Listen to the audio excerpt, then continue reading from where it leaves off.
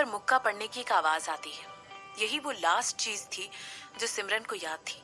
और वो एक बेड पर उठी थी जिस पर एक मैट्रेस थी जो कि सिल्क से कवर की गई थी। उनकी बेडशीट सिल्क की नहीं थी। ये उसका रूम नहीं था। उसने तुरंत इस बात का अंदाजा लगा लिया और फिर उस रूम की डिम लाइट को देखने लगी। उसे तुरंत समझ में आ गया था कि कुछ गड़बड़ है। सिमरन तुरंत उठकर बैठ गई। उसकी आंखें रूम के इर्द गिर्द घूमने लगी। शायद वो कोई होटल का रूम था। ये एक बहुत बड़ा सा रूम था जिसकी दीवारें हल्की भूरे रंग की थी और दीवार पर एक बहुत बड़ी सी एब्स्ट्रैक्ट पेंटिंग लटकी हुई थी जिसका मुंह बेड की तरफ किया गया था। धीरे से सिमरन उस बेड के बाहर निकली और उसने तुरंत नोटिस किया कि उसके पैरों पर एक सॉफ्ट सा कारपेट पैर टच हो रहा है। वहां पर कोई भी टेलीविजन नहीं था, ना कोई बुक शेल्फ और ना कोई डाइनिंग टेबल। वहां पर बस कुछ पाउच रखे हुए थे जिनका मुंह दीवार की तरफ किया गया था और नीचे एक इलेक्ट्रिक का फायर प्लेस था। तुम उठ गई? जैसे ही सिमरन ने अपने पीछे से आती हुई एक आवाज सुनी, वो तुरंत अपनी जगह पर कूदकर खड़ी हो गई। हर्ष, इन सब चीजों का क्या मतलब है? उस आदमी की तरफ मुड़ते हुए सिमरन ने तुरंत उससे पूछा। तुम आखिर करना क्या चाहते हो? बैठ जाओ सिमरन। उस आदमी ने सिमरन को फायर प्लेस के पास लगे हुए काउच पर बैठने के लिए कहा और फिर कहने लगा, हम दोनों को बात करनी है। तुम क्या कह रहे हो? सिमरन ने एक बार और पूछा और फिर वो कहने लगी, अगर गिरीश को इसके बारे में पता चल गया ना, गिरीश मर रहा है। हर्ष ने तुरंत उसे बीच में ही रोकते हुए कहा। इस वजह से सिमरन अपनी जगह पर जम रही थी और उसने तुरंत अपनी आंखों को बड़ा करते हुए पूछा, क्या मतलब है तुम्हारा? हर्ष ने उसकी बात का जवाब देते हुए कहा। उसके पास ज्यादा समय नहीं बचा है। ऐसा कहने के बाद हर्ष ने अपना एक कदम सिमरन की तरफ लिया और उसकी वजह से सिमरन भी अपना एक कदम पीछे लेने पर मजबूर हो गई थी। उसकी आंखों में सतर्कता साफ दिखाई दे रही थी। तुमने क्या किया है हर्ष? सिमरन ने चिंता करते हुए पूछा। मैंने कुछ भी नहीं किया है। मैं कभी भी अपने पिता को चोट नहीं पहुंचा सकता हूँ सिमरन। उसकी आवाज में एक तरह का आश्वासन था। जैसे ही उसने सिमरन की तरफ देखा, उसकी आंखों में सौम्यता साफ दिख रही थी। ये तुम्हारे भाई का काम भी नहीं है। प्लीज बैठ जाओ। मेरे पास बहुत ज्यादा वक्त नहीं है। तुम्हारा हस्बैंड तुम्हारे लिए पागल हो रहा होगा। मैं नहीं चाहता हूँ कि वो यहाँ पर सब कुछ तोड़कर घुस आए और तुम्हारे सामने मुझे मार डाले, हर्ष ने कहा। जैसे ही सिमरन ने शशांक के बारे में सुना, ऐसा लगा मानो वो एक गहरी नींद से जाग गई थी। उसने तुरंत अपने दांतों को पीसा और काउच के ऊपर चलकर बैठ गई। उसकी नजरें सीधी जाकर हर्ष पर टिक गई और वो पूछने लगी, तुम्हें क्या चाहिए? मैंने सुना है तुम शादी कर रही हो इटली में।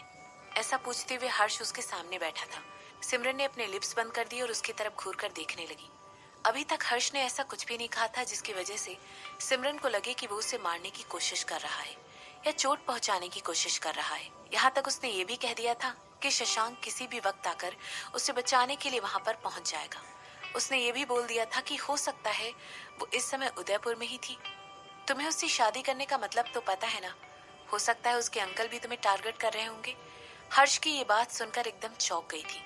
हालांकि जैसे ही उसे याद आया कि गिरी ब्लैक मार्केट में कितनी ज्यादा इन्फ्लुएंस रखता था, उसे तुरंत ये बात रियलाइज हो गई थी कि ये बिल्कुल नॉर्मल था कि उसे शशांक के बारे में हर बात पता थी।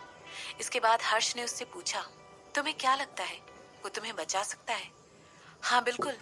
ऐसा कहते हुए सिमरन ने अपना सर हिलाया। सिमरन का रिस्पॉन्स देखकर हर्ष आह भरते हुए कहने लगा, गिरीश चाहता था कि मैं तुम्हें प्रोटेक्ट करूं। क्या तुम्हें पूरा यकीन है कि तुम ऐसे लोगों के साथ रिलेशनशिप में रहना चाहती हो जो हमेशा तुम्हें हर वक्त टारगेट बनाकर रखना चाहते हो?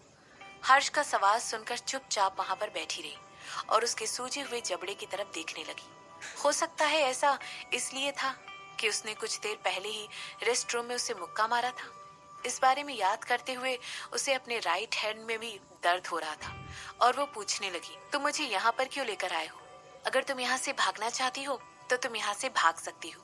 ऐसा कहते हुए हर्ष के चेहरे पर एक कठोर भाव था और फिर वो कहने लगा, हमारे पास अभी भी टाइम है, चलो भाग चलते हैं। तुम एक अच्छी जिंदगी जी सकती हो। जैसे ही वहां पर आएगा मैं उसे ठिकाने लगा दूंगा। उसकी ये बातें सुनते ही सिमरन ने अपनी आईब्रो उठा ली। उसे समझ में नहीं आ रहा था कि हर्ष की इस बात का क्या मतलब था। क्या उसे ऐसा लग रहा था कि शशांक उससे शादी करने के लिए फोर्स कर रहा था? वो मुझे मेरे ही खिलाफ जाकर कुछ भी करने के लिए फोर्स नहीं कर रहा है। सिमरन ने तुरंत जवाब दिया, जैसा कि हर्ष को एक्सपेक्टेड था, और वो सिमरन की तरफ घूर कर देखने लग गया। उसके चेहरे पर किसी भी तरह का कोई भी इमोशन नहीं दिखाई दे रहा था। और उसे अपने कानों पर विश्वास नहीं हो रहा था। हर्ष, सीरियसली, मैं कोई बेवकूफ नहीं हूँ। तुम मुझे यहाँ पर क्यों लेकर आए हो? मुझे नहीं लगता है कि सिमरन अपनी बात कहते कहते बीच में ही रुक गई। कोई तुम्हारे हस्बैंड को टारगेट कर रहा था। हमारे उस रेस्टोरेंट में से निकलते ही 2 मिनटों के अंदर उस जगह पर एक बम फट गया था। अगर मैं तुम्हें वहां से टाइम पर ना निकालता तो तुम अभी उन डेड बॉडीज में से एक होती जो कि रिकवर करने के लिए।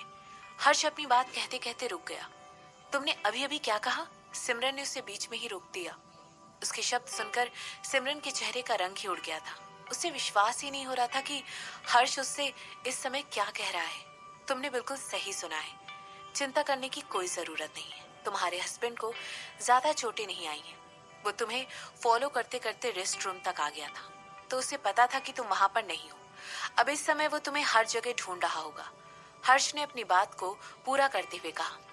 कौन कौन है वो जो दिन के उजाले में उस पर अटैक करना चाहता था? वर्मा फैमिली, सिमरन ने कहा। उनके दुश्मनों ने। हर्ष ने अपनी बात कही। ये स्पेन, ये किसी आदमी का काम है। मुझे लगता है ये दीनदयाल की फैमिली का काम है। मैं इस बात को लेकर पूरी तरह से यकीन से नहीं कह सकता हूँ। जैसे ही उसने सिमरन की चेहरा देखा, उसके मुंह से कहा निकली और वो उसकी तरफ झुकने लगा। उसने अपने एल्बो को अपने घुटनों पर रखते हुए कहा, मुझे चिंता है कि वो लोग तुम्हारे ऊपर भी हमला कर सकते हैं। तुम अभी के लिए यूरोप वापस जा सकती हो। मैं उसे चीजों को ठीक करने के लिए कह सकता हूँ और तुम वहां पर सुरक्षित रहोगी। हर्ष ने तुरंत सिमरन के लिए अपनी फिक्र जताते हुए कहा। मैं ऐसा नहीं कर रही हूँ, सिमरन ने अपने चेहरे पर कठोर भाव लाते हुए कहा। इसके बाद वो अपनी बात को आगे बढ़ाते हुए कहने लगी, मैं सारी चीजों को खुद ही संभाल लूंगी। सिमरन ने सोचा कि शशांक वो आदमी था जिसने उसकी मेन वाली कपूर फैमिली से बचने में मदद की थी, इसीलिए वो भी उसके लिए वही काम करेगी। जब उसने इतने मुश्किल वक्त में उसका साथ नहीं छोड़ा था, तो वो ऐसे समय में उसे छोड़कर कैसे जा सकती है? क्या तुम ऐसा कर सकती हो? क्या तुम्हें एक गन से गोली चलाना आता भी है? मेरा मतलब है, तुम किसी के फेस पर पंच मार सकती हो, लेकिन क्या तुम्हें वाकई में लोगों को मारना आता है सिमरन? बताओ, कैसे बचाओगी तुम शशांक को? हर्ष ने सिमरन को चैलेंज करते हुए कहा। मैं लोगों को मारती तो नहीं हूँ, डायरेक्टली तो नहीं। वो एक हिपोक्रेट नहीं थी। लोग उसकी वजह से मरते जरूर थे, इसीलिए ये कहना ठीक था कि वो इनडायरेक्टली उनको मारती थी। लेकिन उसके हाथ अभी तक किसी के खून से रंगे नहीं थे। उसने किसी को भी अपने हाथों से नहीं मारा था, भले ही उसने अनगिनत लोगों को मरवाया जरूर था। मैं कोशिश कर सकता हूँ कि जितनी हो सके तुम्हारी मदद करूँ, मगर पिताजी के साथ। हर्ष ने कहा। कहाँ है वो? सिमरन ने पूछा। यूरोप में। ऐसा कहते हुए हर्ष ने सिमरन की बात का जवाब दिया और इसके बाद अपनी बात को कंटिन्यू करते हुए आगे कहने लगा। किसी ने उन्हें बहुत गहरा जहर दिया था। इसकी वजह से उनके सारे ऑर्गन खराब हो गए और डैमेज हो गए और धीरे धीरे उन सब ने काम करना बंद कर दिया। अगर मैं सही हूँ तो ये उनका स्पेन वाला या तो कोई दोस्त जो दुश्मन बन गया है, या कोई ऐसा दुश्मन पुरानी दुश्मनी निकाल रहा है। क्या वाकई में ये वजह है जिसकी वजह से तुम मुझे यहाँ पर लेकर आए हो? सिमरन ने पूछा। जैसे ही उसने ये सवाल किया, हर्ष उसके देखकर हंसने लगा और हाँ में सर हिलाने लगा। इसके बाद वो सिमरन से कहने लगा, तुम बिल्कुल सही कह रही हो। यही वो सारी बातें थी जो मुझे अभी तक पता थी, और मुझे इन बातों का पता उस इंसान से चला जो मेरे पिता के साथ उनके बीमार पड़ने से पहले था। ऐसा कहते हुए उसने सिमरन के हाथों में एक फ्लैश ड्राइव दे दी और आगे कहने लगा, मेरे कनेक्शन स्पेन में बहुत अच्छे हैं, लेकिन शशांक जितने अच्छे नहीं हैं। अगर तुम उससे शादी करने के बारे में सीरियस हो तो मुझे लगता है अब टाइम आ गया है कि तुम उसकी कैपेबिलिटीज की एक्सेंट को देखो। तुम देखो कि वो क्या कर सकता है। इस फ्लैश ड्राइव में उसके कुछ नेटवर्क हैं, ऐसे नेटवर्क जिनके बारे में मुझे पता है। अपनी आंखें छोटी और फ्लैश ड्राइव की तरफ देखने लगी और इसके बाद हर्ष की तरफ देखने लगी। अगर वो उसे वाकई में चोट पहुंचाना चाहता तो इस समय वो ऐसा आसानी से कर सकता था। मुझे लगा था कि तुम चाहते हो कि मैं उससे शादी ना करूं। अब तुम उसकी हेल्प के लिए क्यों मुझसे कह रहे हो? सिमरन ने पूछा। मेरा सोचना था कि वर्मा फैमिली में से ही किसी ने मेरे पिता को जहर दिया है। उसके अंकल और ग्रैंडफादर दोनों ही लोगों को मारने में पूरी तरह सक्षम है। अगर मेरा सोचना सही है तो इसका मतलब ये होगा कि हम दोनों के दुश्मन एक ही हैं। मैं इस बात को यकीन से देखना चाहता था कि तुम इसके लिए राजी हो, और फिर मैं तुम्हें जहर के बारे में बताता। ऐसा कहते हुए हर्ष धीरे से हंसने लगा। उसकी बात सुनकर सिमरन को ऐसा नहीं लग रहा था कि जैसे उसने वो सुना हो जिसकी उसे उम्मीद थी। वो पूरी तरह संतुष्ट नहीं थी। कुछ ऐसा ऐसा जरूर था जो उसके बारे में सही नहीं था, लेकिन अभी के लिए सिमरन इस बारे में पता नहीं लगा सकती थी।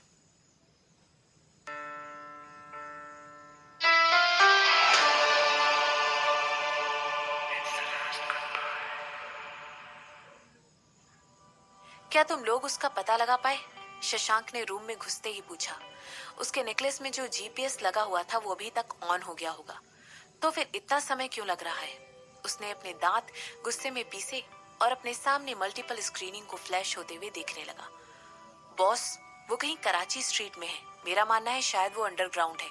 एक आदमी जो कि कंप्यूटर की तरफ मुंह करके बैठा हुआ था, उसने अपनी आंखों को मॉनिटर पर टिका रखा था और वो शशांक के कुछ कहने का इंतजार कर रहा था। एक बार तुम्हें उसकी लोकेशन मिल जाए तो तुम मुझे वो भेज देना। मुझे 20 लोग चाहिए। शशांक ने ऐसा कहते हुए मनमीत की तरफ देखा। मनमीत इस समय शशांक के बिल्कुल बगल में बैठा हुआ था। चलो यहाँ से, ऐसा कहते हुए उस रूम के बाहर निकल गया और मनमीत के साथ अपनी कार की तरफ चलकर जाने लगा। अभी भी तुम्हारा खून निकल रहा है, मनमीत ने कहा। उसकी आवाज बहुत ही धीरी थी और उसने अपने होठों को बंद करके कार को ड्राइव करना शुरू कर दिया। इससे मैं मर नहीं जाऊंगा, शशांक ने कहा। 4 घंटे हो चुके हैं, वो 4 घंटे से मुझसे दूर है। क्या तुमने लोगों को भेजकर कपूर और रायचंद फैमिली को गार्ड करवा दिया है? मनमीत ने शशांक की बात सुनकर सर हिला दिया। उसे डर था कि ऐसा ही कुछ होने वाला है। उसे डर था कि पुराना शशांक वापस आ जाएगा और इस बार वो उसे रोक नहीं पाएगा। अगर 6 घंटे पूरे होने पर भी सिमरन हमें नहीं मिली तो उन लोगों को मार डालना, शशांक ने कहा। एक बार फिर मनमीत ने उसकी बात को सुनकर सर हिला दिया था। वो उसके खिलाफ जाना चाहता था। उसे ये बात बताना चाहता था कि इस बात की पॉसिबिलिटी है कि शायद उन लोगों ने सिमरन को अगवा ना किया हो। उन लोगों के पास ना तो इतनी हिम्मत थी और ना ऐसा करने की रिसोर्सेज। मगर ये सब कुछ सोचने के बाद उसने अपना मुंह बंद रखना बेहतर समझा। इसके बाद मनमीत ने सोचा कि कपूर और रायचंद फैमिली वैसे भी ये सब कुछ डिजर्व ही करते थे।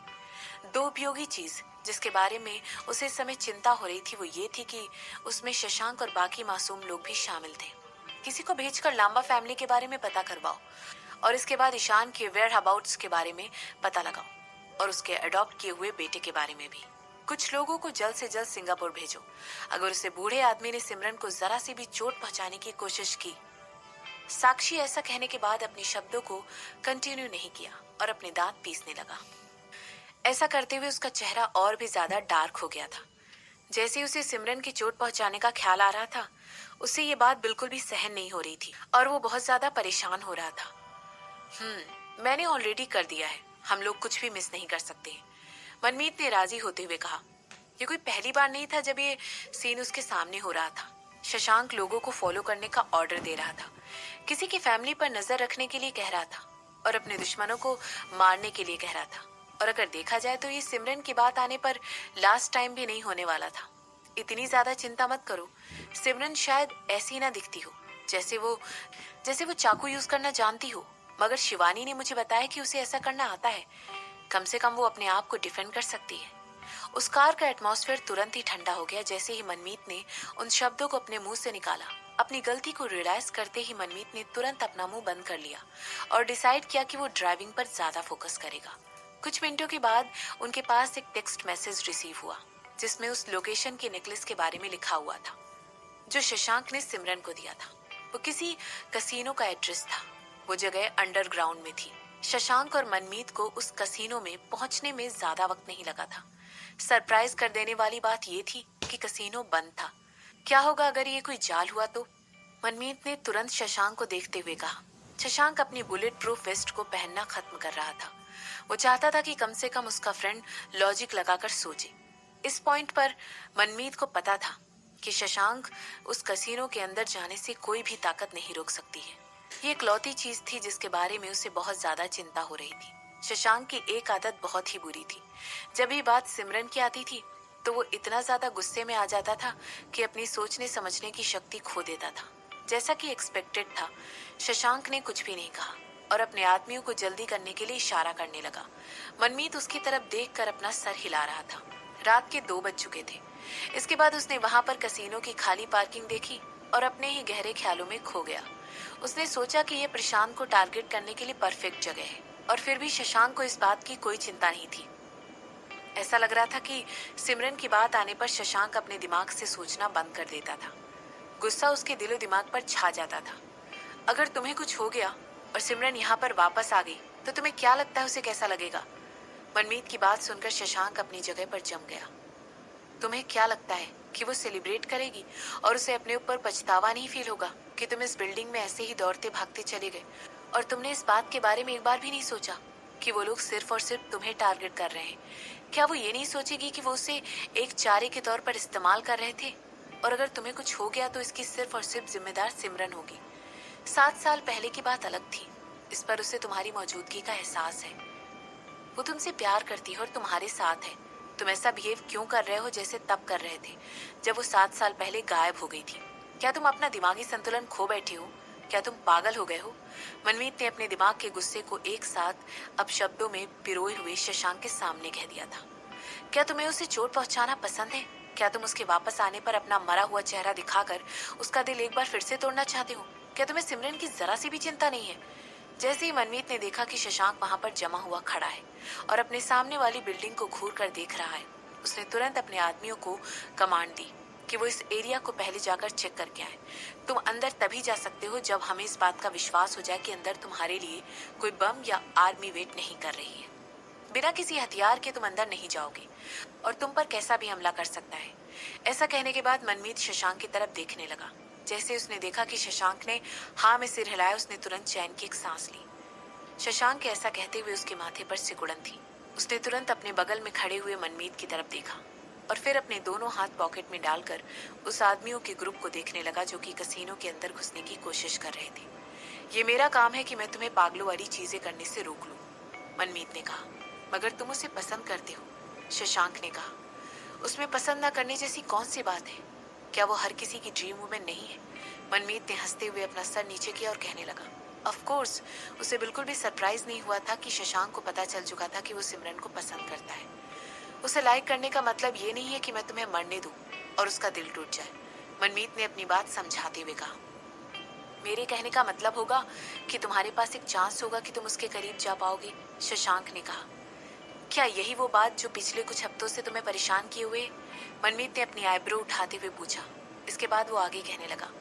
मेरी फीलिंग उसकी तरफ बिल्कुल उस तरह है जैसे हम सितारों को देखकर फील करते हैं। मैं उन लोगों को पसंद करता हूँ, मगर मुझे अच्छी तरह पता है कि दोनों मेरे कभी भी नहीं हो सकते हैं। मैं इतना बेवकूफ़ भी नहीं हूँ कि जितना कि तुम मुझे समझते हो। और तुम सिर्फ मेरे दोस्त नहीं हो, तुम मेरे भाई हो। हम दोनों सेम फैमिली में पैदा हुए हैं, हम लोग अपने खून से जुड़े हुए हैं और हम दोनों साथ में पले बड़े हैं। क्या तुम्हें वाकई में लगा था कि मैं बस आगे बढ़कर तुम्हारी औरत को तुमसे इसलिए छीन लूंगा क्योंकि मैं तुमसे बस थोड़ा सा ज्यादा अच्छा दिखता हूँ? यार, मैं इतना भी गिरा हुआ नहीं हूँ, मनमीत ने कहा।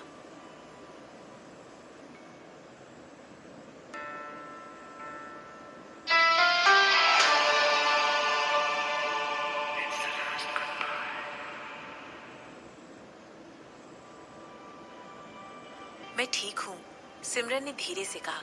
उसने उस आदमी की तरफ देखते हुए कहा जिसके चेहरे पर ऐसे एक्सप्रेशन थे जैसे उसे सिमरन की बहुत ज्यादा चिंता हो रही थी। दरवाजे पर झुकते हुए शशांक ने अपने सर हिलाया और कहने लगा। बस एक ब्लड टेस्ट है और इनका काम हो जाएगा। मैं चाहता हूँ कि मुझे इस बात की तसल्ली हो जाए कि तुम पूरी तरह से ठीक हो। मैं समझ सकती हूँ, सिमरन ने कहा। इस बात में कोई सरप्राइज नहीं था कि शशांक उसे कुछ मिनटों के अंदर ही ढूंढ पाया था, वो जगह से जहाँ से हर्ष चला गया था। यहाँ तक कि वो ऑलरेडी ये सब कुछ एक्सपेक्ट कर रही थी क्योंकि जो फाइल हर्ष ने उसे दिखाई थी उसके बाद ये सब होना तय था। कुछ मिनटों के बाद मेडिकल टीम ने ब्लड टेस्ट लेना खत्म किया और शशांक और सिमरन वहां से निकल गए। जैसे ही शशांक को सिमरन मिल गई थी, उसने जिद की कि वो लोग डायरेक्टली घर जाएंगे और उसे चेक करेंगे। उस समय पर जिस गुस्से को सिमरन ने कंट्रोल करते हुए देखा था, वो उसकी आईज में कभी भी फूट निकलने के लिए चमचमाता हुआ दिखाई दे रहा था। सिमरन को अच्छी तरह पता था कि शशांक उसे लेकर कितना ज्यादा पॉजिटिव है और जब बात सिमरन की जान की आती है तब वो किसी को भी नहीं छोड़ता है। वो बिल्कुल किसी जानवर की तरह हो जाता है, बिल्कुल किसी भूखे भेड़िए की तरह, जिसकी वजह से सिमरन सचिन की सारी बातें मान रही थी और उसने अभी तक उसे दूर ले जाने वाला पर्पस नहीं बताया था। तुम्हारे सिर से अभी भी खून निकल रहा है, सिमरन ने शशांक की तरफ देखते हुए कहा। उसके सर पर बैंडेज लगी हुई थी, लेकिन फिर भी उससे खून निकलकर बार बार बाहर आ रहा था। ये जरूर रेस्टोरेंट में होने वाले एक्सप्लोजन का नतीजा था। वो विस्फोट जरूर भयानक रहा होगा। सिमरन को अपने बेड की तरफ चलते हुए देखने लगी और फिर उसके बगल में जाकर बैठ गई। शशांक ने अपने मुंह से एक शब्द भी नहीं निकाला था और उसने अपना सर सीधे सिमरन के कंधों पर रख दिया था। उसके मुंह से बस राहत की सांस निकल रही थी। ऐसा लग रहा था मानो वो सिमरन को बचाने में कामयाब हो गया था। भले ही उसे बहुत ज्यादा चोट लग गई थी, वो आह वो नहीं थी जो शशांक हमेशा करता था। ये कुछ अलग थी। ऐसा लग रहा था मानो शशांक के सारे इमोशंस को एक साथ मिला दिया गया था और गहरी सांसों की आवाज के साथ उसने अपने मुंह से ये आवाज निकाली थी, तुम ठीक हो? शशांक की आवाज बहुत ही सॉफ्ट और धीमी थी। कसीनो के अंडरग्राउंड रूम में जब पहली बार उसने सिमरन को देखा था, ये आवाज उस आवाज के बिल्कुल अपोजिट थी। धीरे धीरे उसने अपना सर ऊपर उठाया और अपने हाथों को सिमरन की कमर के इर्द गिर्द रख दिया।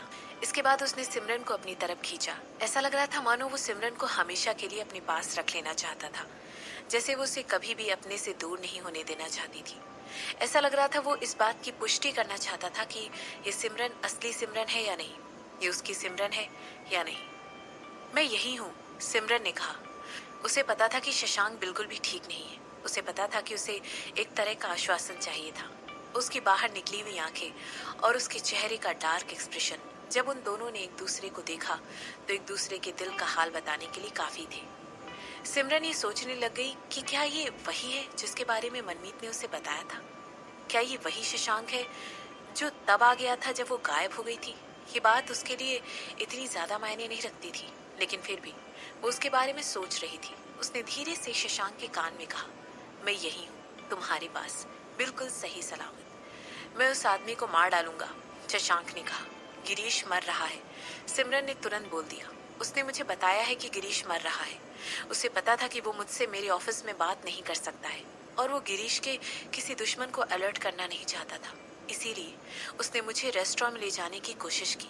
जब मैंने उसकी बात मानने से मना कर दिया तो वो मेरे साथ जबरदस्ती करने लगा। पहले तो मैं बहुत ज्यादा इरिटेट हो गई थी क्योंकि मुझे लग रहा था कि वो मुझे जबरदस्ती फोर्स कर रहा है, मगर जैसे ही उसने कहा कि उसने ये सब कुछ इसलिए किया था क्योंकि उसे पता था कि वहां पर बम रखा गया है, मुझे कुछ समझ नहीं आया। यही वो बात थी जो हर्ष ने उसे बताई थी। ऑफ कोर्स सिमरन को उसकी बातों पर जरा भी यकीन नहीं था। इसके अलावा वो बिल्कुल पागल हो गई थी क्योंकि हर्ष उसे सही सलामत रखने के लिए इच्छुक था, लेकिन इसके बारे में उसने शशांक को बताना जरूरी नहीं समझा। अभी तक सिमरन को जो कुछ भी उसने कुछ घंटों पहले किया था वो करने के पीछे उसका मकसद समझ में नहीं आया था। मैंने उसे मुंह पर मुक्का मारा था, सिमरन ने अपनी नकल की तरफ देखते हुए कहा। मैंने सीधे उसे उसके जबड़े पर जोर का मुक्का मारा था, सिमरन ने शशांक को बताया। जैसे ही उसने ये कहा, शशांक जोर का ठहाका मारकर हंसने लग गया और उसका हाथ पकड़ते हुए कहने लग गया, अगर उसने तुम्हें यही बताया है तो इस बात का कोई चांस ही नहीं बनता है। मुझे पता है, मुझे लग रहा है वो मुझसे कुछ छुपा रहा है, सिमरन ने कहा। मैं उसे ढूंढ लूंगा, उस आदमी को, शशांक अपनी बात कहने लगा। अगर देखा जाए तो वर्मा फैमिली ही वो लोग हैं जिन्होंने गिरीश को जहर देने की कोशिश की होगी, सिमरन ने कहा। सिमरन के ऐसा कहते ही शशांक बिल्कुल चुप हो गया था। हर्ष को तुम्हारी मदद चाहिए थी, ये एक और बात थी जो सिमरन को समझ में नहीं आ रही थी। पहले उसने सिमरन को किडनैप किया, इसके बाद उसने उससे कहा कि वो अपनी मर्जी से शशांक को छोड़कर चली जाए और फाइनली उसने उससे अपने ही पिता के केस में मदद मांगी। ये सब कुछ बिल्कुल बकवास लग रहा था। उसने मुझे ये दिया, सिमरन ने शशांक को एक यूएसबी दी और फिर वो कहने लगी, शायद ये हमारी कुछ मदद कर सके। गिरीश तुम्हारे लिए पिता की तरह था ना, शशांक ने पूछा। गिरीश ही माता पिता था, उसने मुझे बेटी की तरह ट्रीट किया था, सिमरन ने अपनी बात को आगे बढ़ाते हुए कहा। गिरीश की वजह थी जिसकी वजह से वो अपनी नानी माँ को ढूंढ पाई थी। वो गिरीश को सब कुछ मानती थी और उसके सिमरन पर बहुत एहसान भी थे, लेकिन उसकी अभी की सिचुएशन के बारे में सुनने के बाद सिमरन का दिल टूट रहा था। उसे समझ में नहीं आ रहा था कि वो क्या करे। ये अचानक गिरीश के साथ क्या हो गया था। उसने तुरंत अपनी आंखें नीचे की और अपनी पलकों को फिल्टर करने लगी। ऐसा लग रहा था मानो वो अपने सामने किसी अपने को खोते हुए देख रही थी। उसे गिरीश की वो ठहाका मारकर हंसने वाली अच्छी अच्छी तरह याद थी। जब भी वो लोग फोन पर बात करते थे, इतनी दूरी होने के बावजूद भी ऐसा लग रहा था मानो सिमरन हमेशा से गिरीश के दिल के करीब थी। उन दोनों के बीच में कभी भी कोई जमीनी दूरी नहीं आई थी। वो हमेशा एक दूसरे के साथ कॉल पर कनेक्टेड रहते थे। उसे अच्छी तरह याद था कि किस तरह गिरीश कुछ घंटियां बजने के बाद हमेशा फोन उठा लिया करता था। उसे इस बात से कोई फर्क नहीं पड़ता था कि वो उस समय कहाँ पर है या फिर कितना भी टाइम हो रहा हो। गिरीश कभी भी सिमरन को बात करने के लिए मना नहीं करता था। इसीलिए गिरीश का कोई अता पता था जिसके बारे में सिमरन को अच्छी तरह पता था। और वो ही इकलौता ऐसा इंसान जिसने सिमरन को एक बेटी की तरह हमेशा ट्रीट करते हुए उसकी सारी मुसीबतों से बाहर निकाला था। वो इकलौता ऐसा इंसान था जिसने उसे हमेशा इस बात का आश्वासन दिया था कि वो किसी भी मुसीबत में हो, वो हमेशा वहाँ पर उसकी मदद के लिए ज़रूर आएगा। वो हमेशा सिमरन के हर फैसले को लेने में उसकी मदद करता था। गिरीश की मौत के बारे में सोचते ही सिमरन का गला बंद हो गया था। वो पूरी तरह टूट चुकी थी। सिमरन के जो भी करीब आता था उसे मौत के घाट उतारना ही पड़ता था। ऐसा कोई नहीं था जो इतने लंबे समय तक सिमरन के साथ उसके जीवन का हिस्सा बनकर आगे बढ़ सका हो। चिंता मत करो, हम कोई ना कोई सोल्यूशन निकाल लेंगे, शशांक ने सिमरन को आश्वासन देते हुए कहा।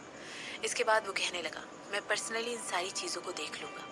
सिमरन ने शशांक की बात का कोई भी जवाब नहीं दिया क्योंकि उसे अच्छी तरह याद था कि वो गिरीश को अपनी शादी का इनविटेशन तक नहीं दे पाई थी। उसने पहले ऐसी प्लानिंग की थी कि वो यूरोप वापस जाएगी और उससे पर्सनली इस बारे में बात करेगी। वो चाहती थी कि क्रिश्चियन स्टाइल में उसकी शादी हो और आयल पर उसके बगल में गिरीश उसके साथ चले। उसने तुरंत अपने होठों को बंद कर लिया और सील किया कि उसके गालों पर एक आंसू नीचे गिरता हुआ जा रहा है। जो एड्रेलिन इससे पहले वो खेल कर पा रही थी, अब उसे फील नहीं हो रहा था, जैसे वो गायब हो चुका था और उसके हाथ कांपने लगे थे। वो फील कर सकती थी कि जो इंसिडेंट अभी अभी उसके साथ हुआ था और गिरीश की जिस सिचुएशन के बारे में उसे अभी अभी पता चला था, उसकी वजह से वो ज़मीन में धंसी जा रही थी। ऐसा लग रहा था मानो कोई भारी चीज़ उसे नीचे की तरफ खींच रही थी। उसकी आंखों में आंसू भरे हुए थे। एक एक करके उसके सारे आंसू गालों से होते हुए नीचे गिर रहे थे। शशांक ने उसे कस कर गले लगाया और उसके कंधे अपने आप हिलने लगे थे। सिमरन ने हमेशा सोचा था कि वो बहुत ज़्यादा स्ट्रांग है। उसकी चालें बहुत ज़्यादा सोची समझी रहती थी और इतनी गहरी होती थी कि उसे अपने ऊपर प्राउड फील होता था। मगर इस समय मौके की वो नज़ाकत थी जब उसने रियलाइज़ कर लिया था कि ये सब कुछ उसके दिमाग में था। इसमें से कुछ भी सच नहीं था। उसकी सबसे बड़ी खामी यही थी कि वो ऐसी सिचुएशन के लिए कभी भी अपने आप को तैयार नहीं कर पाई थी। मगर इसका इल्ज़ाम वो किस पर लगा सकती थी? वो कोई देवी नहीं थी जो कि फ्यूचर को प्रेडिक्ट कर सके। वो कोई ऐसी औरत नहीं थी जो कि अमर हो और अपने दुश्मनों को एक पंच से मार गिराने के लिए काबिल हो। वो सिर्फ और सिर्फ एक आम इंसान थी, एक ऐसे इंसान जिसके अंदर खामियां थी जो कि हर इंसान के अंदर होती हैं। वो एक नॉर्मल इंसान थी। मैं यहाँ पर तुम्हारे पास हूँ। सिमरन ने महसूस किया कि एक गहरी आवाज़ उसके कानों के पास उसे आश्वासन दिलाते हुए उसे ये सब कह रही है। अगर तुम गिरीश को हर्ष से वापस लेना चाहती हो तो हम ऐसा कर सकते हैं। हम ऐसा बिल्कुल कर सकते हैं। हम इस दुनिया के बेहतरीन डॉक्टर्स को ढूंढ लेंगे और गिरीश का इलाज। ऐसा कहते कहते शशांक को बीच में ही रोकना पड़ा। या फिर हम उस दोषियों को ढूंढ लेते हैं जो उसे फोर्स करते हैं कि वो हमें एंटीडोट दे दे। सिमरन ने शशांक को बीच में ही रोकते हुए कहा, अगर हर्ष वर्माज की बात को लेकर सही था तो मुझे लगता है हमें हमारा रीज़न मिल गया है कि हम उन लोगों पर पहले अटैक कर दें।